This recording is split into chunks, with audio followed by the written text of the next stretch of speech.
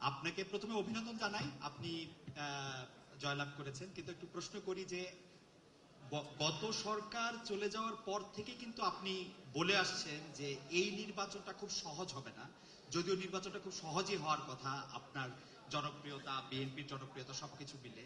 এখন আমার প্রশ্ন, নির্বাচনটা তো হয়ে গেল, এটা অনেক সহজ ছিল কিনা আপনার কাছে? আর এই প্রশ্নটার একটা ছোট্ট লেজ হলো যে এরকম, যে একটু অভয় দিলে বলি যে আপনাকে কোনো এই 200-র বেশি আসন পাওয়ার জন্য আপনাকে কোনো ইঞ্জিনিয়ারিং করতে হইল কিনা? Thank you so much. আপনাকে অভিনন্দন জানাই। আপনি আমাদের জনগণকে কনভিন্স করাটাই হচ্ছে আমাদের ইঞ্জিনিয়ারিং। জনগণকে আমাদের যে ইঞ্জিনিয়ারিংটা ছিল সেটা হচ্ছে জনগণকে আমাদের পক্ষে নিয়ে আসা, সেটাতে আলহামদুলিল্লাহ আমরা সফল হয়েছি। আর জনগণকে কনভিন্স করে একটি সুষ্ঠু সুন্দর পরিবেশ এনশিওর করাটাই ছিল আপনার প্রথম প্রশ্নের উত্তর। অর্থাৎ যেটা আপনি বলেছেন, যেটা আমি বলেছিলাম কঠিন হবে কিনা, সেই যে কোনো ভালো কাজ, ভালো গোল অ্যাচিভ করতে গেলে তো কষ্ট করতে হয়, কঠিন হবে। ডেন্টিস্টের পরামর্শ নাও নতুন কোলগেট অ্যাক্টিভ সল্ট।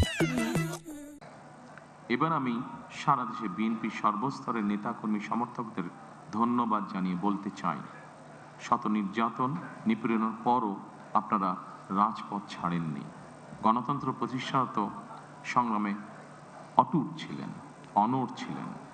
এবার দেশ গড়ার পালা আমাদের। দেশ পুনর্গঠনের এই যাত্রায় আপনি, আমি, আমাদের প্রত্যেককে দায়িত্বশীল ভূমিকা পালন করতে হবে অবশ্যই। আমরা গণতন্ত্র এবং মানুষের অধিকার প্রতিষ্ঠার এই বিজয়কে শান্তভাবে, শান্তির সাথে, দায়িত্বশীলতার মাধ্যমে উদযাপন করেছি।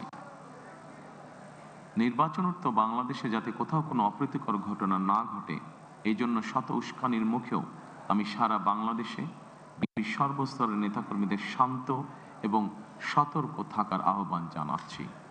কোনো অপশক্তি যাতে পরিস্থিতির সুযোগ নিয়ে কোনো অপ্রীতিকর ঘটনা ঘটানোর সুযোগ নিতে না পারে, এই জন্য নির্বাচনোত্তর নিরঙ্কুশ বিজয়ের অর্জনের পরও আমি সারা দেশে বিএনপি এবং জোটভুক্ত দলের সর্বস্তরের নেতাকর্মীদের বিজয় মিছিল বের করতে নিষেধ করেছিলাম। আমরা আল্লাহর দরবারে শুকরিয়া আদায়ের মাধ্যমে বিজয় উৎসব পালন করেছি। আমার বক্তব্য স্পষ্ট, যে কোনো মূল্যে অবশ্যই শান্তি এবং শৃঙ্খলা বজায় রাখতে হবে।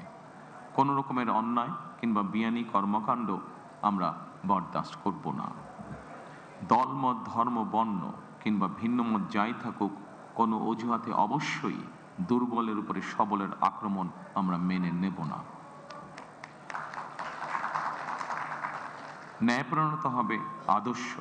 আইনের শাসন প্রতিষ্ঠা করা না গেলে আমাদের সকল চেষ্টা ব্যর্থ হয়ে যেতে পারে।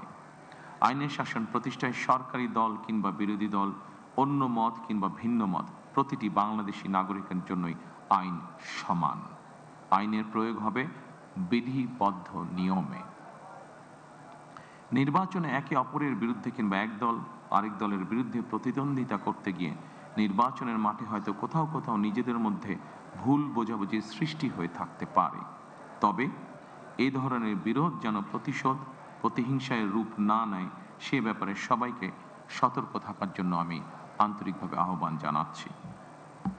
দেশে গণতান্ত্রিক জনগণের প্রতি আমার আহ্বান, আসুন যেভাবে আমরা গণতন্ত্র প্রতিষ্ঠার লড়াইয়ে ভূমিকা রেখেছিলাম, একইভাবে এবার দুর্নীতি এবং আইন শৃঙ্খলা নিয়ন্ত্রণ এবং জনগণের প্রতি জবাবদিহিতার মাধ্যমে আমরা বাংলাদেশকে একটি নিরাপদ, মানবিক বাংলাদেশ হিসেবে প্রতিষ্ঠার জন্য যে যার অবস্থান থেকে আমরা ভূমিকা রাখি। একটি নিরাপদ মানবিক গণতান্ত্রিক বাংলাদেশ প্রতিষ্ঠার যাত্রাপথে আমি ভিন্ন দল কিংবা ভিন্ন মতের সকলের সহযোগিতা কামনা করছি। বিশ্বের সকল গণতান্ত্রিক শক্তি, সকল প্রবাসী বাংলাদেশী এবং দেশের স্বাধীনতা প্রিয় জনগণের প্রতি আবারও বিজয়ের অভিনন্দন এবং ধন্যবাদ জানিয়ে আমার বক্তব্য শেষ করছি। আল্লাহ হাফেজ। বাংলাদেশ জিন্দাবাদ।